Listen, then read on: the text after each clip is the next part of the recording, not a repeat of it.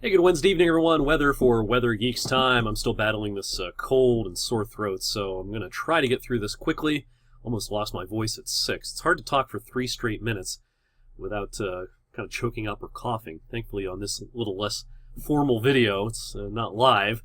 I can stop and start and correct myself if need be. We had a pretty uneventful day until this evening at about 6:30, 6:45. We had a band of showers that pushed through. There was even a little bit of grapple or soft hail around 2:24 with that downpour that pushed through right around dinner time this evening. And a time-lapse video covering, this will cover from the 12-hour period from 6 a.m. to 6 p.m. today from our Window World weather camera in Boardman, Market Street, 224. We had some sunny breaks here and there, but overall the flavor of the day today was certainly clouds. And these clouds were unproductive until we got into the evening hours today. So that's what it looks like during the daylight hours. Now as we've shifted into the vast darkness this time of the year, we only have 9 hours of daylight at this time of the year. And this evening at 7:45, here's what the radar looked like. We still have a few rain showers, especially in the northern part of our viewing area, in Trumbull and Mercer counties. I'm going to switch over to the snow color table here. Again, this is rain to the north, but this is actually snow out here across central Ohio. Real light, nothing more than just real light snow or flurries, really. What we are going to keep a closer eye on as we head through the overnight is some of this action out in here in southwestern Michigan. This is actually closer to the upper level low pressure system, which is going to pivot overhead as we go through the night tonight. This same scene that they're seeing in southwestern Michigan now, we'll probably have here about 8-9 hours from now in the wee hours of Thursday morning underneath the upper level low. Not real concerned about the kind of random flurries across western Ohio now. This more substantial snow around Kalamazoo may impact parts of our area later on tonight. So here's how Futurecast shows it. Our rain pushes away over the next couple of hours. Now as we go through the night tonight and that upper level low pivots overhead, we're going to start to see the snow developing. Now this is going to be a couple of hours worth of snow. It's not going to last all night or anything. But there can be some decent snowfall rates in this. Here's 5:30 in the morning, and especially if you're traveling up or down 11 in Trumbull County or I-79 in Mercer County, the visibility could certainly be reduced, and everything will then kind of shift off to the south and fade away as we get into the daylight hours on our Thursday. So by 8 a.m., might be a sprinkle or a flurry. That is about it. But this snow will stick to some surfaces, especially in the northern part of our viewing area. Now here are the odds of more than 1 inch worth of snow out of this. The highest odds overall, with a little bit of lake enhancement, will be in northwestern PA, up in Crawford County, around Meadville, and heading over into the Bradford, PA area, north of I-80.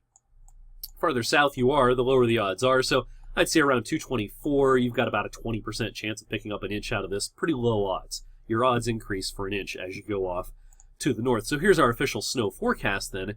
Highest amounts out of our viewing area to the north. There could be 2 or 3 inches in Ashtabula County, heading over into Crawford County. But for us, if anybody gets an inch and a half, maybe 2 inches out of this, it's probably the far north.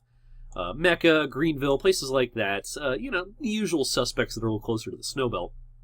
But I do think there can be perhaps up to an inch as far south as Warren and Niles and Cortland and Sharon, Hermitage, places like that, Mercer. But once you're south of I-80, I think for most places it's a spotty coating on the grass, and that is about it. And not all grassy surfaces will get covered south of I-80. Some will, some won't. So in the grand scheme of things, not a big deal, but we haven't had much snow, of course, yet this season. We're not going to have much in the coming days, so just want to give you a heads up that I'd have to watch for a couple of slick spots out there tomorrow morning. If you have some cool pictures of the snow, send them along to weatherpics@wfmj.com. Post them on our Storm Tracker Facebook or Twitter, or any of our personal pages as well. Jess is off this week, but the rest of us will be paying attention to our social media feeds, of course. All right, as we go through the next couple of days, here's how things will play out. Again, a period of snow late tonight. For the rest of the day tomorrow, a lot of clouds. It's going to be chillier. It'll feel like December finally. But by the afternoon, we're not looking at much more than a sprinkle or maybe a flurry here and there. That should about do it. By Friday, probably start with some clouds here at daybreak on Friday. But by the afternoon, those should thin out. Should be a pretty nice afternoon Friday. A little on the chilly side, but nothing unusual at all for this time of the year. In fact, it may even be a little above average Friday. That'll set the stage for a beautiful, beautiful weekend as high pressure drifts across Saturday. Looks like a nice day. If you want to do the holiday decorations or anything else outdoors this weekend, I think we're looking pretty good. All right, the longer range then, as that high drifts off to the east on Sunday. There may be some high clouds coming in on Sunday, but I think it's no worse than partly sunny Sunday. Still a nice day, maybe pushing 50 degrees by the afternoon. As we get into next week, there's not a lot of players on the weather field locally. Here's the GFS trying to show some clouds and maybe even a touch of rain here Tuesday night into Wednesday. That's the GFS. Here's the European model. As you can see, it doesn't exactly have the same idea. Has the low much more offshore. Kind of like the European idea if I had to pick one at this point. So I just don't think we're looking at much in the way of sensible weather next week. Partly sunny, mostly sunny some days. All the real ugly weather is going to be out west. Windy and stormy for Northern California and into Oregon and into Washington as well. And oftentimes if it's cold and stormy in the west, of course that means it's quieter and mild in the east.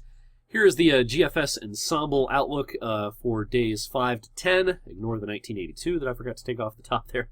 So here's the temperature anomalies from the 17th, the 7th through the 12th.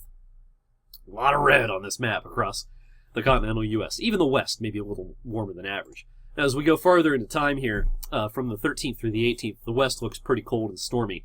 The east, though, southern Canada, all the way down the east coast, I mean, there's just no sign of any sustained winter as we go into the longer range here, into mid-December. What does the end of December hold?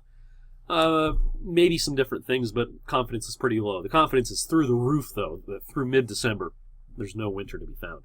Cold day here and there, little events like tonight where someone might get a little snow, sure, but just no sustained harsh winter anytime soon.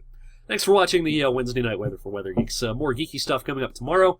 Keep you updated, of course, on social media this evening on the little bit of snow later on tonight. And we'll talk about that more in depth once again with fresh data coming up tonight on 21 News at 11. I'll see you then.